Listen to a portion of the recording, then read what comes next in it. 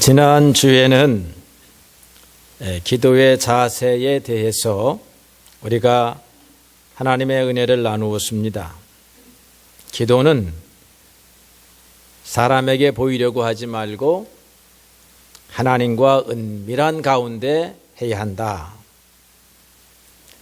그리고 하나님은 우리의 형편을 미리 알고 계시는 분이시기 때문에 말로 하나님을 설득하려고 하지 말고 참된 마음과 믿음의 자세를 가지고 하나님 앞에 기도해야 한다. 이것이 중언부언하는 것이나 무의미한 말로 말하는 것이 아닌 것이다. 이런 교훈을 받았습니다.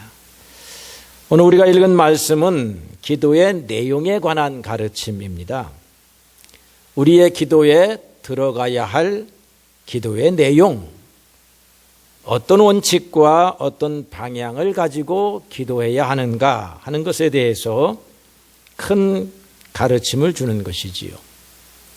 오늘의 읽은 말씀, 소위 말하는 주기도문은 5가지의 큰 내용으로 이루어져 있습니다. 그 중에서 오늘은 2가지만 여러분들과 살펴보기를 원합니다. 첫 번째는 우리 아버지여 이름이 거룩히 여김을 받으시오며 이렇게 기도하라고 하는 것입니다. 이 말은 우리 기도에 하나님이여 당신의 이름이 거룩하여 지시옵소서 이렇게 기도하는 내용이기도 하지만 이 말의 뜻의 본래적인 의미를 잘 배우게 되면 우리의 기도가 여러 가지 측면에서 하나님의 이름을 높이는 기도를 할 수 있는 것입니다. 거룩하다 하는 이 말은 우리 인간과 비교해서 하나님만이 거룩하신 것입니다. 인간은 죄된 존재입니다. 그래서 죄된 인간에게는 아무런 능력이 나타나지를 않습니다. 오직 거룩하신 분에게만 능력이 있는 것입니다.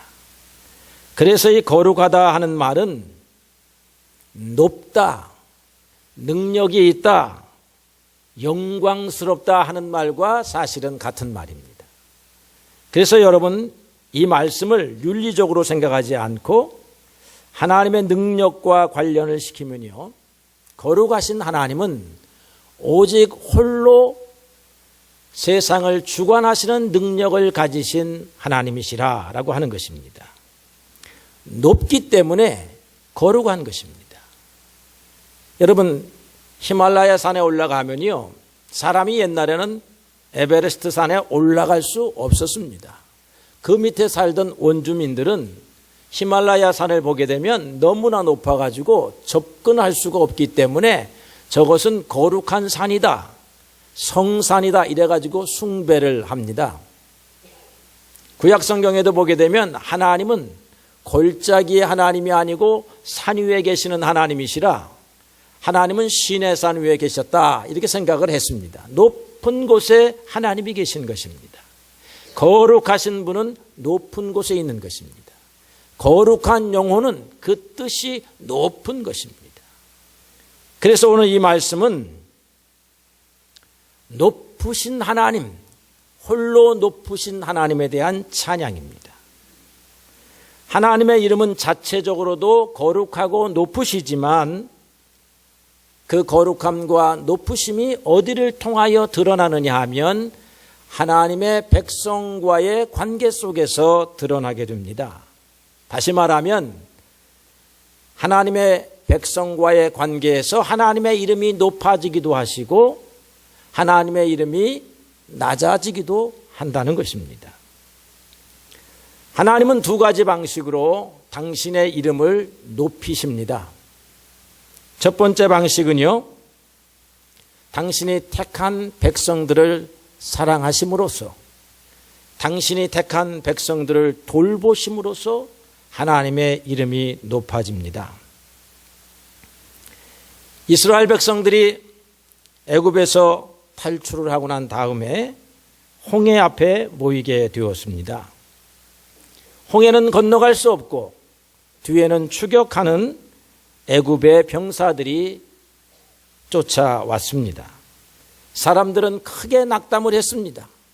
공포가 몰려왔습니다. 그래서 더 이상 갈 길이 없다라고 생각하여 통곡하여 울다가 그들을 인도하는 모세에게 원망을 합니다. 애굽 사람을 섬기는 것이 광야에서 죽는 것보다 낫겠다. 우리는 다시 돌아가야 되겠다. 빠져나와 봐서 잠깐의 자유는 누렸는데 알고 보니까 이것이 죽음의 길이다. 이렇게 말했습니다. 그럴 때 모세가 하나님 앞에 기도하고 난 후에 이렇게 말합니다. 너희는 두려워하지 말고 가만히 서서 여호와께서 오늘 너희를 위하여 행하시는 구원을 보라. 너희가 오늘 본 애굽 사람을 영원히 다시 보지 못하리라. 여호와께서 너희를 위하여 싸우시리니 너희는 가만히 있을지어다. 하나님께서 모세를 통하여 홍해를 가르시고 이스라엘 백성을 건너가게 하시고 난 후에 그들을 쫓아오는 애굽의 군사들을 물길을 다시 막으심으로써 그들을 물리쳐 주셨습니다. 이 능력을 경험한 이스라엘 백성들은 그때서야 하나님의 이름을 높였습니다. 미리암은 이렇게 찬양합니다. 내가 여호와를 찬송하리니 하나님은 높고 영화로우심이라. 그분이 말과 그 탄 애굽 군대를 바다에 던지셨도다. 이렇게 노래했습니다. 하나님은 높으신 하나님이셨는데 사람들은 하나님의 높으심을 몰랐습니다. 그러다가 하나님의 능력을 경험하고 나니까 하나님은 과연 높으신 분이라 그렇게 생각하게 된 것입니다. 애굽의 왕이 높은 줄 알았더니 애굽의 병사들이 무섭고 큰 능력을 가진 줄 알았더니 무섭고 큰 능력은 하나님에게 있고 높으신 권세는 하나님에게만 있다라고 고백을 하게 된 것입니다. 모세는 이런 기도를 하나님 앞에 드리기도 했습니다. 가나안 땅을 정탐하기 위해서 12사람을 파송했습니다. 12사람이 돌아와서 가나안 땅에 대해서 보고를 합니다. 10명의 보고는 그들을 낙담케 했습니다. 우리가 가서 그 백성들을 보았는데 그들은 거인입니다. 장대한 사람들입니다. 그들과 우리를 비교해 보았더니 이 12명은 그래도 각 지파에서 용맹한 사람, 등치가 있는 사람, 문무를 겸한 사람을 뽑아서 보냈단 말이에요. 이스라엘의 대표적인 사람들입니다. 그런데 그들이 말하기를 우리가 보아도 그들은 거인이고 우리는 메뚜기와 같았습니다. 이렇게 보고를 하는 것이었습니다. 이 보고를 들은 이 백성들은 또다시 통곡합니다. 이제는 또 죽었구나. 우리가 가야 할 곳이 가나안 땅인데 가나안 땅에 있는 백성들은 키가 장대하고 거인이어서 우리가 상대할 수 없는 사람이다. 이렇게 생각을 하게 된 것입니다. 그때 모세가 하나님 앞에 이렇게 기도합니다. 전능하신 하나님, 이 백성들을 가나안 땅에서 죽이시면 주변 나라의 사람들이 말하기를 하나님이 능력이 없으므로 광야에서 죽였구나 이렇게 말할 것이오니 주여 주님의 크신 권능을 우리에게 보여주시옵소서. 오늘 우리가 기도할 때도 이런 기도 많이 합니다. 하나님이 우리를 도와주시지 아니해서 우리가 실패하면, 넘어지면, 쓰러지면 누가 우리를 하나님의 백성이라고 말할 수가 있겠습니까? 그러므로 하나님 우리를 도와주시옵소서. 이렇게 따라가면 여러분들이 모세의 기도를 따라가는 것입니다. 이렇게 기도해도 하나님이 들으시지요. 하나님은 높으신 하나님이십니다. 우리 앞에 장대한 백성이 있었지만 하나님이 우리를 도우심으로 그들을 물리치고 원하는 목표에 이르게 하심으로써 과연 하나님은 당신의 백성들을 사랑하시고 인도하시고 구원하시는 분이로구나 하고 이렇게 영광을 거두시게 된다라고 하는 것입니다. 히스기야 임금 시절에는 아수르의 대군이 침입을 해왔습니다. 아수르 왕은 모든 나라들을 정복하고 이스라엘 주변의 모든 나라들을 정복하고 이제 마지막으로 예루살렘 백성들아 이제 고분고분 나와서 항복을 해라. 너희들이 여호와 하나님을 믿는다고? 내가 그동안 지나오면서 모든 나라들을 정복했는데 그 나라 족속들이 다 자기 신의 이름을 의지하고 나왔다. 자기의 신의 이름을 의지하고 나왔으나 이 아수르 대왕의 군사를 막아낼 힘이 없었느니라. 너희 여호와가 너희 예루살렘 성을 구할 수 있다라고 믿느냐? 그것은 거짓말이다. 그렇게 말하는 사람이 있으면 그 말을 믿지 말라. 이렇게 말하는 것입니다. 그런 말을 할 만한 자격이 아수르 대왕에게 있었습니다. 연전연승합니다. 모든 족속을 다 이겼습니다.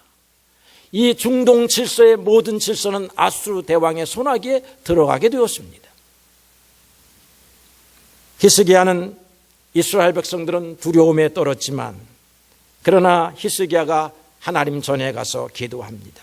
하나님이여, 아수르 대왕이 한 말을 들으셨습니까?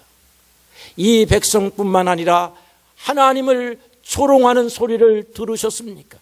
하나님을 경멸하는 소리를 들으셨습니까? 그들이 말하기를 민족들의 신 중에 어느 신이 그의 땅을 나의 손에서 건진 신이 있느냐?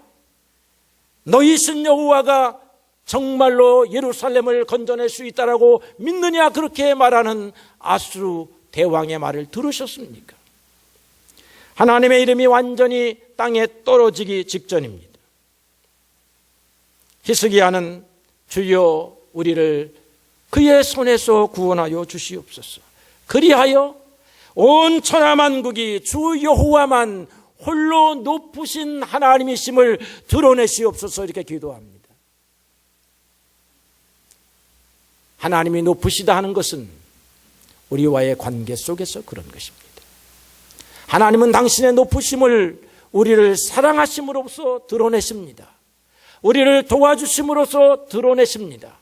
그러므로 하나님의 이름이 높아지시옵소서 하는 말은 우리를 구원하여 주시옵소서, 우리를 인도해 주시옵소서 하는 기도입니다.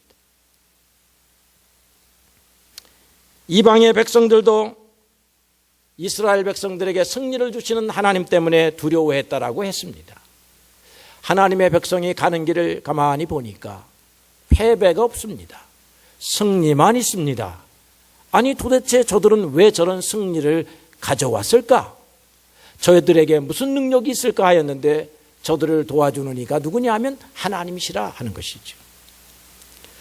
그래서 여호수아가 정탐꾼을 보내었을 때 여리고성의 기생이었던 라합이 이런 말을 하는데요.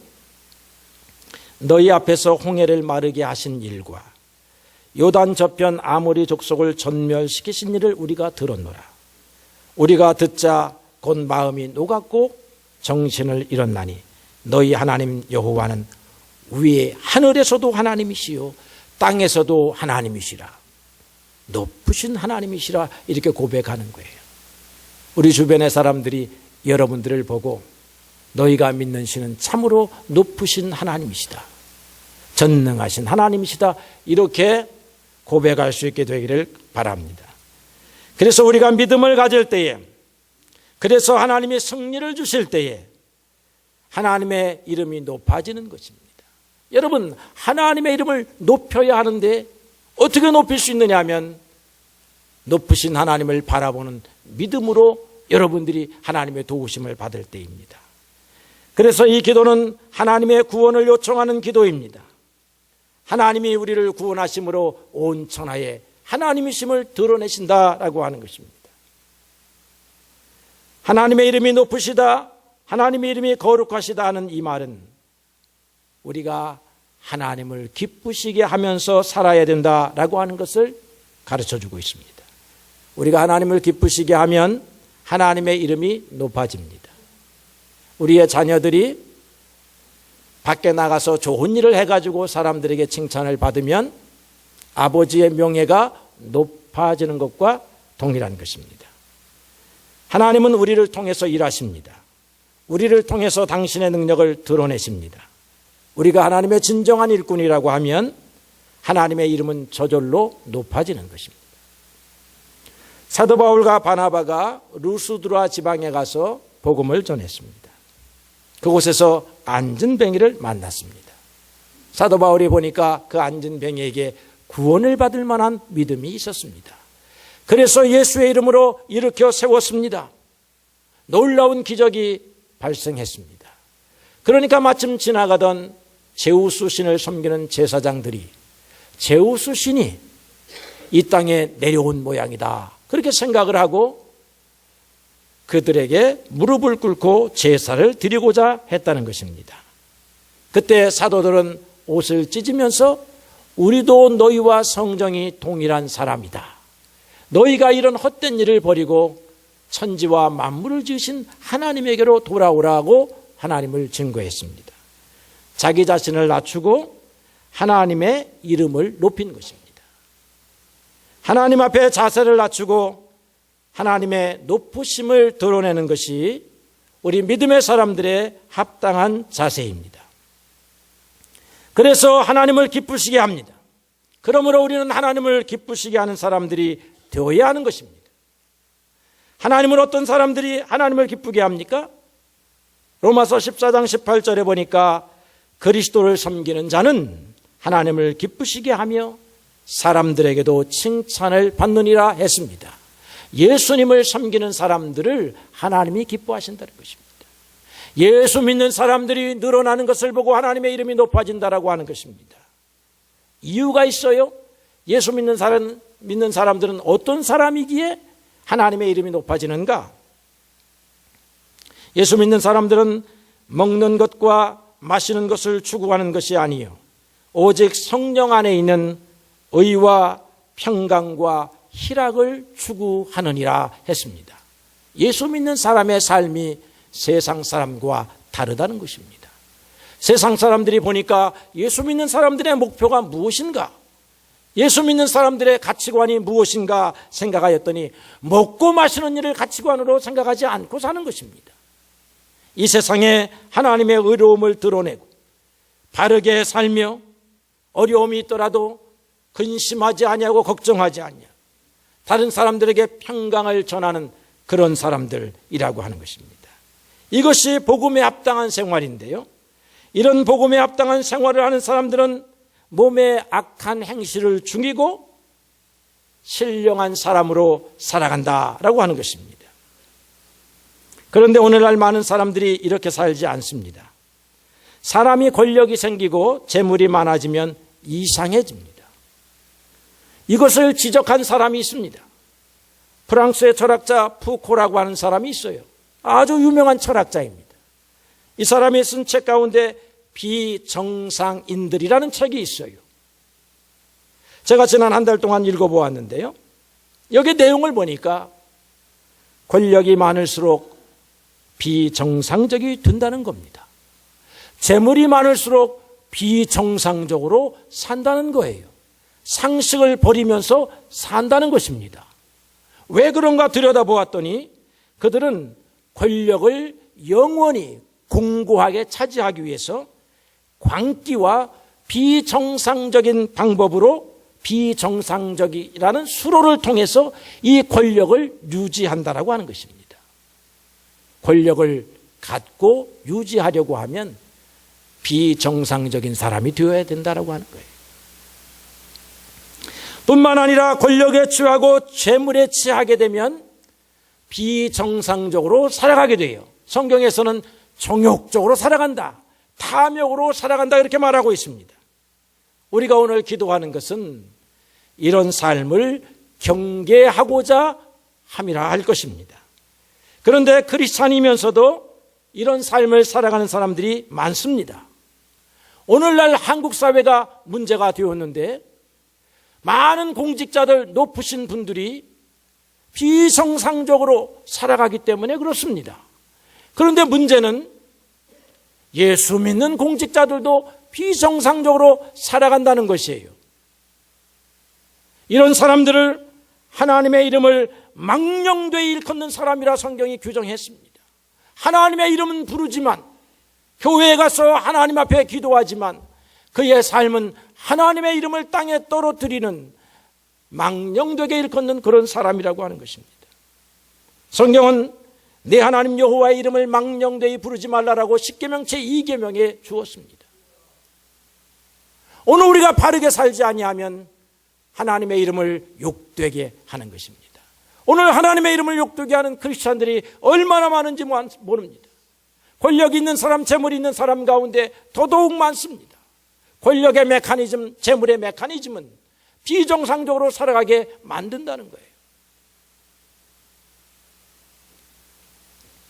우리는 먹는 것과 마시는 것, 여기에 소망을 두는 사람이 아니라 의와 평강과 희락을 추구하는 그리스도인입니다. 이런 그리스도인을 하나님이 기뻐하시고 이런 사람들 때문에 하나님의 이름이 높아지게 되는 것입니다. 소망을 하나님께 두고 하나님께 감사하며 기도하는 사람이 하나님의 이름을 높이는 사람들입니다.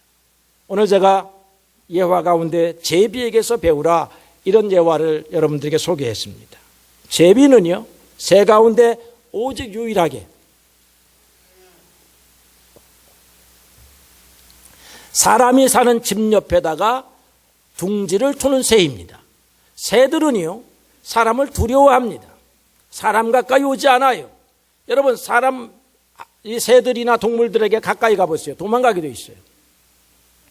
오직 제비만이 사람들이 사는 곳에다가 집을 갖다가 집을 짓습니다. 그것도요, 저쪽 사랑방, 객방에다 짓지 않고 안채에다 짓습니다. 그거 이상하죠? 왜 그런가? 여러 생각해본 나온 결론이요, 사람을 의지해야 뱀으로부터, 독수리로부터 안전을 보장받는다는 것입니다. 그래서 사람이 죽일지도 모른다 생각하고 사람에게 왔는데, 사람은요, 해충을 잡아먹는 새라고 해가지고 이 제비를 귀하게 여겼습니다. 봄 기운을 가져온다고 하여 귀하게 여겼습니다. 그래가지고 어느 날부터인가 제비만이 유일하게 사람이 사는 곳에서 보호를 받고 살아간다, 이 말이에요. 사람의 보호를 받으니까 온갖 천적들로부터 공격을 받지 않습니다. 제비는 사람에게 소망을 두었습니다. 여러분, 사람은 하나님께 소망을 두어야 돼요. 하나님에게 둥지를 틀어야 합니다. 그래야 온갖 해로운 세력, 악한 세력으로부터 보호를 받게 되어 있습니다. 자녀를 낳으면 다른 새들은 독수리가 와서 채워갈까, 뱀이 와서 채워갈까 걱정합니다. 그러나 제비는 걱정하지 않는데요, 사람이 지켜주기 때문에 그렇습니다. 여러분, 내일을 안심하고 오늘 잠잘 수 있는 것은 하나님이 지켜주심을 믿기 때문인 것입니다. 우리는 이런 믿음을 가졌어요. 하나님이 이런 믿음 가진 사람을 기뻐하시지. 이런 믿음 가진 사람이 하나님의 이름을 높이는 것입니다.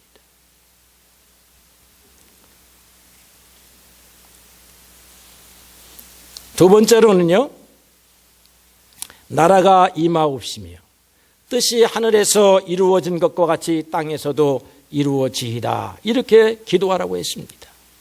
하나님의 나라가 임하여야 합니다. 하나님의 뜻이 이 땅에서도 이루어져야 하는 것입니다.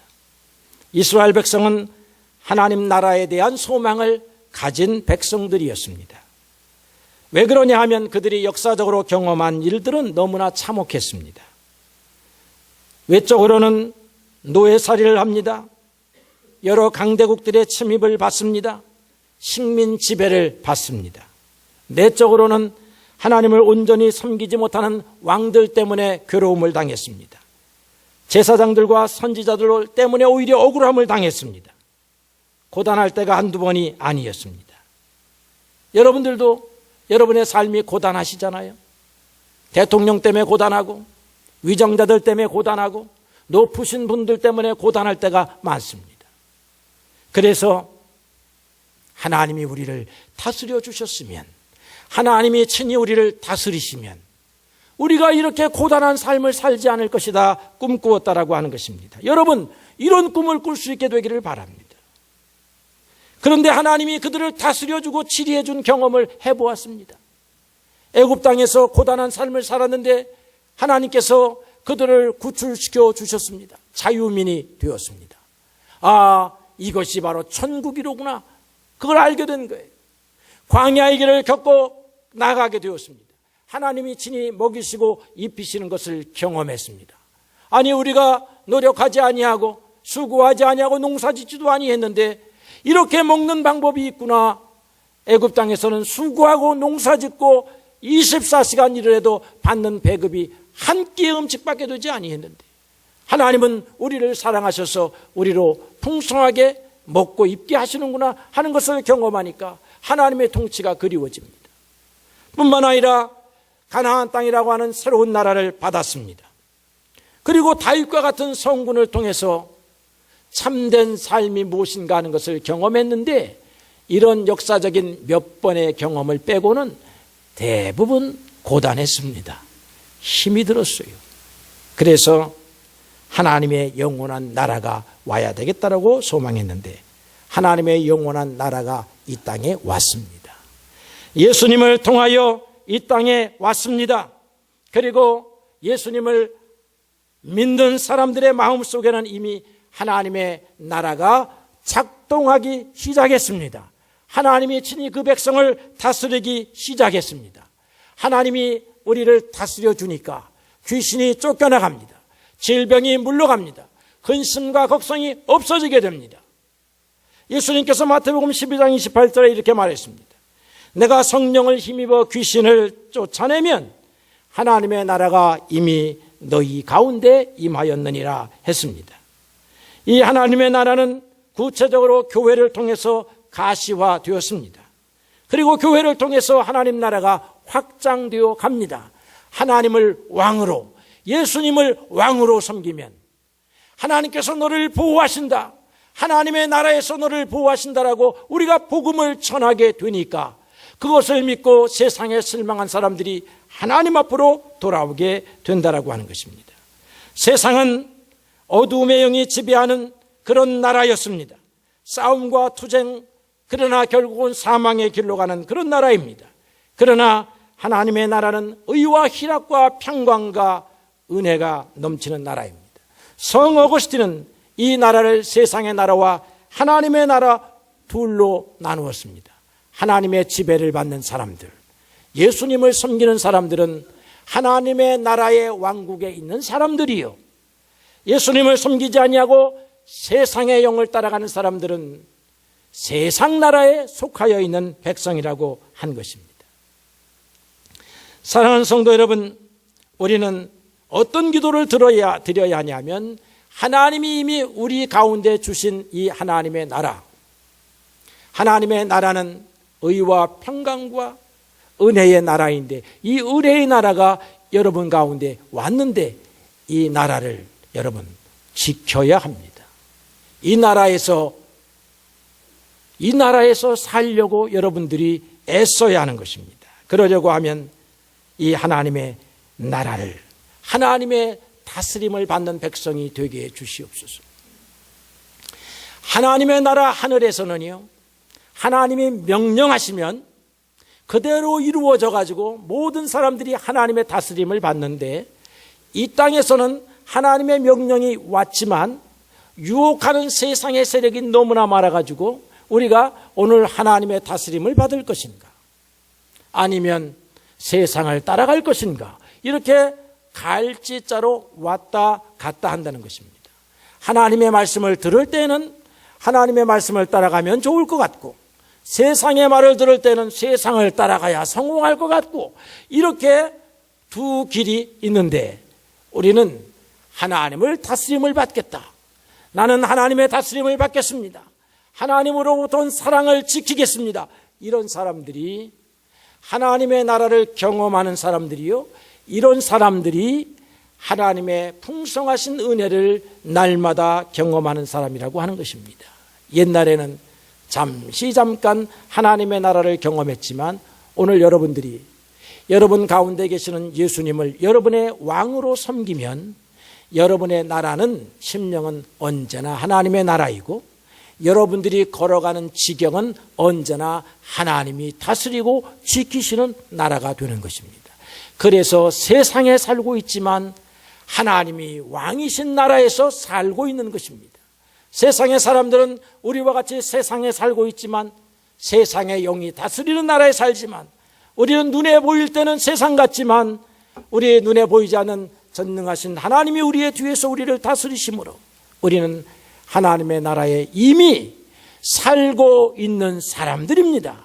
이렇게 해서 어디까지 갑니까? 죽음에까지 이르게 되고 죽음 너머에서 완전한 하나님의 나라에 들어가게 되는 것입니다.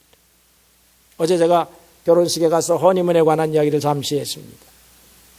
꿀과 같은 시간, 허니문. 저기 우리 박상호 형제 김수 기자명 왔는데 허니문 기간 아직도 허니문이에요? 이 허니문이라고 하는 말은 영어로 말하면 허니, 하니, 꿀이라고 하는 말이요. 문이라고 하는 것은 달입니다. 그래서 달이 동그란 달, 완전한 보름달이 되면 사람들이 그걸 좋아했어요. 그래서 사람과의 관계도 아주 좋을 때가 있다는 것입니다. 그런데 달이 시간이 지나니까 기울어집니다. 점점 금음달로 초승달로 기울어지는가 보니까 사람과의 관계도 이렇게 기울어질 때가 있다는 것이요. 세상의 현인들이 다 그렇게 말합니다. 허니문의 기간은 불과 몇 개월이고 허니문이 딱 지나고 나면 허니문은 마치 풀밭과 같아서 오솔길 바람은 살랑살랑 불고 미풍이 불어서 두 손 잡고 가는데 너무나 기쁜데 그것은 짧고 곧이어 자갈밭길, 먼지가 출렁이는 길, 가시밭길이 나타나는 것이 인생이라고 하는 것입니다. 그럼 이 가시밭길을 쭉 가면 뭐가 나타나느냐? 결국은 죽음이 나타난다는 거예요. 그래서 허니문의 기간은 짧다는 거예요. 인생의 가시밭길, 자갈밭길을 어떻게 살아가야 합니까? 하나님의 다스림을 받으면서 살아야 이 허니문이 지속되는 것입니다. 사랑하는 성도 여러분, 우리는 자갈밭 위에서도 가시밭길 위에서도 하나님의 다스림 때문에 기쁨을 유지하는 방법을 배운 사람들이에요. 우리는 자갈밭길 위에서도 감사를 배운 사람들입니다. 감사를 배운 사람, 기쁨을 배운 사람, 하나님의 은혜를 받은 사람들은 외적인 환경이 어떻다 할지라도 이미 기쁨과 감사를 빼앗기지 않는 하나님의 나라에서 살아가고 있는 사람들이에요. 믿으십니까? 그러므로 하나님의 나라가 임하시옵소서 하는 이 말은 우리에게 주신 이 하나님의 은혜를 지키는 사람이 되게 해 주시옵소서. 하늘에서 완전히 하나님의 명령이, 하나님의 다스림이 완전한 것처럼 우리 심령 속에 하나님의 다스림에 복종하게 해 주시옵소서, 이런 기도예요. 그 여러분들이 이 말씀을 읽으면서 하나님 오늘도 하나님 앞에 복종하게 하옵소서. 하나님 오늘도 우리를 다스려 주시옵소서. 하나님이 우리에게 주신 이 은혜를 지키며 살게 해 주시옵소서. 하나님이 주신 이 기쁨을 잃어버리지 않게 해 주시옵소서. 이렇게 기도하라고 하는 말입니다. 그래서 주기도문을 반복적으로 외우는 것도 좋지만 이 주기도문이 가리킨 참된 의미를 깨달아서 우리가 이 땅에서 바른 믿음 가지고 하나님을 기쁘시게 하며 하나님의 다스림을 받으며 살라고 주님께서 명령하시는 것입니다.